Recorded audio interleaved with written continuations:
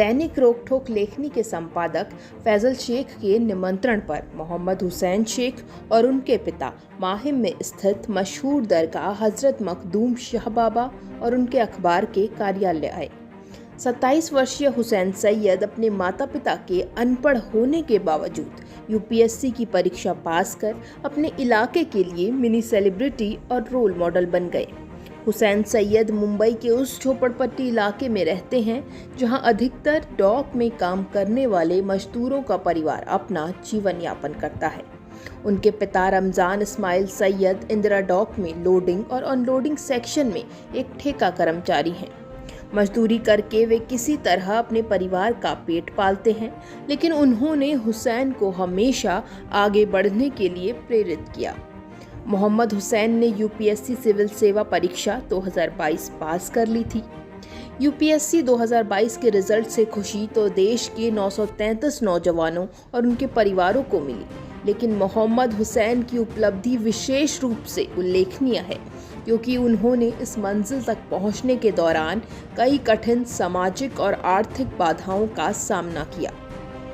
मोहम्मद हुसैन ने खराब आर्थिक स्थिति के साथ जगह की कमी, घर में पढ़ाई के अनुकूल माहौल न होने और सिविल सेवा परीक्षा के संबंध में शुरुआत में बहुत कम जानकारी और ज़रूरी मार्गदर्शन और संस्थाओं की कमी का भी सामना किया।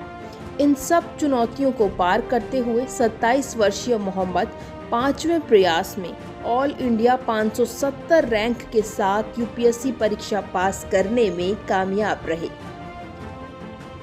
हुसैन जी, आखिरकार यूपीएससी का एग्जाम क्रैक कर लिया, क्या कहोगे? कितनी खुशी हो रही, क्या कुछ? खुशी तो हो रही है काफ़ी हद तक, लेकिन एक तरीके का रिलीफ भी मिला है। एग्ज़ाम का प्रेशर वगैरह से थोड़ा सा एक टेम्पररी सुकून मिला है कि हाँ, अब बाकी चीज़ों पे भी ध्यान दे सकते हैं, खुद की बॉडी पे, फैमिली वगैरह पे। कितना स्ट्रगल करना पड़ा, क्या कुछ सहना पड़ा यहाँ तक पहुँचने के लिए? अब इतना शुरू में थोड़ा स्ट्रगल था कि नींद कॉम्प्रोमाइज़ हो रही है, डाइट कॉम्प्रोमाइज़ हो रहा है, लेकिन ये part and parcel of exam था। ये सब एग्ज़ाम में और हेल्प किया मुझे। बेसिकली इस एग्ज़ाम ने लिया बहुत कुछ, लेकिन उससे उतने रिटर्न में दिया भी है। अगर इस एग्ज़ाम में थोड़े से चैलेंजेस दिए तो उसके इक्वल नॉलेज भी वापस दी। इस एग्ज़ाम ने कुछ चीज़ों को छीना तो कुछ पर्सपेक्टिव हमको और भी दिए। तो ओवरऑल गिव एंड टेक था रिलेशनशिप इस एग्ज़ाम के साथ, और एंड में मेरे फेवर में बेनिफिशियल ही रहा है। और आप जिस इलाके से बिलोंग करते हैं, गोंगली, वहाँ वो इलाका काफ़ी इस चीज़ के लिए मशहूर है, भाईगिरी के लोग कहा जाता है, मगर आप वहाँ से कैसे उभर के सामने आए हैं? क्योंकि सिविल सर्विस में लेकिन मुस्लिम नौजवानों को क्या मैसेज है, क्या कुछ? अभी जो भी वो इलाका है, जिस तरीके से रिप्रेजेंट किया जाता है, हमको किसी इलाके के बारे में मालूम पड़ता है because of media, main stream media. उस इलाके को ग्लैमराइज़ किया है बहुत हद तक, बहुत ज़्यादा मूवीज़ और इसके शोज़ के थ्रू। लेकिन अक्सर लोग, अभी ये जो जनरेशन है, ये पढ़ाई की तरफ काफ़ी मुतवज्जह हो रही है। लोग स्कूल कॉलेजेस जा रहे हैं, इंजीनियर्स, डॉक्टर्स बन के हमारे एरिया से काफ़ी सर्व भी कर रहे हैं। बहुत हद तक फोकस हुआ है एजुकेशन पे। मेरा थोड़ा सा अलग सिविल सर्विसेज की फील्ड थी, जो बहुत कम लोगों ने चूज़ किया था, परस्यू किया था और सक्सेस हुई थी। तो ऐसा नहीं है कि उस एरिया को इस नाम से जाना जाता है। बहुत पहले एक इमेज बन गई थी, उसके बाद वो इमेज ही कैरी फॉरवर्ड हो रही है, अभी तक रेक्टिफाई नहीं हुई थी। मैं चाहता हूँ कि मेरे रिज़ल्ट के बाद कुछ हद तक इस इमेज को रेक्टिफाई किया जाए कि लोग पढ़ रहे हैं, और मैं चाहूँगा कि और भी बच्चे यहाँ से पढ़ के निकले, ताकि ओवरऑल जो है हमारा भी, जो एरिया का भी एक अच्छा नाम हो और हमारे नेशन बिल्डिंग में भी हेल्प हो। कि आप जहाँ रहते हैं वो सराउंडिंग काफ़ी नॉइस पोल्यूशन रहता है, तो इन सब के बीच में आपकी स्टडी कैसे कर पाए अपने पूरा मतलब? नॉइज़ तो होती थी शुरू में, जब लाइब्रेरी नहीं थी, जब घर में पढ़ता था, तो उसको मैंने उसके बाद गार्डन वगैरह जाने लगा पढ़ने के लिए।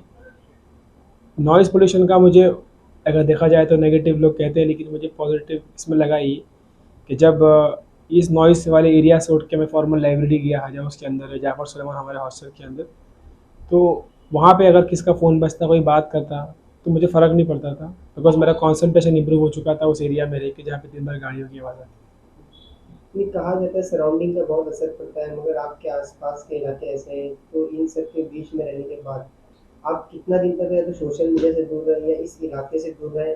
आपने ये सपना कब देखा था? ये सपना तो मैंने कॉलेज के टाइम पे ही देखा था, और कभी कभी घर वालों के करीब आने के लिए घर से दूर जाना ही पड़ता है।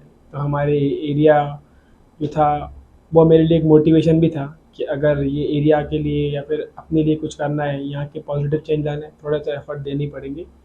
रहा सवाल बाकी सब चीज़ों से, डिस्ट्रैक्शन से दूर रहने का, तो जब तैयारी शुरू की थी तब जो उस टाइम पे ट्रेंडिंग ऐप्स चलते थे हमारे टाइम पे, इंस्टाग्राम, फेसबुक और हाइक होता था, तब वो सब डिलीट करना पड़ा था। और जब तक मेरी तैयारी जब से शुरू हुई थी लेकिन अभी तक का मैं उसको डाउनलोड नहीं किया है, अभी तक एक्टिवली उसमें किसी पे भी नहीं हूँ मैं। तो वो बहुत ज़्यादा हेल्प किया था टू अवॉइड डिस्ट्रैक्शंस।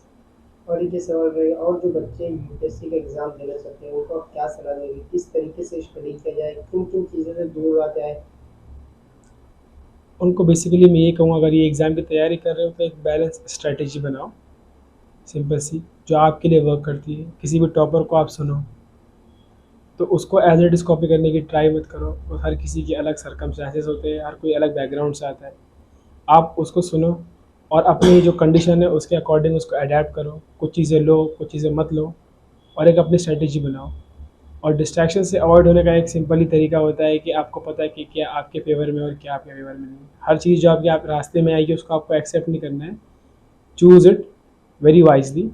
जो आपके फेवर में लग रहा है आपको कि आप उसको प्रोडक्टिवली यूज़ कर पा रहे हो कोई भी सोशल मीडिया को आपकी पढ़ाई के लिए, तो कंटिन्यू करो। अगर लग रहा है कि वही सोशल मीडिया ऐप आपकी पढ़ाई से आपको डिस्ट्रैक्ट कर रहा है तो छोड़ दो।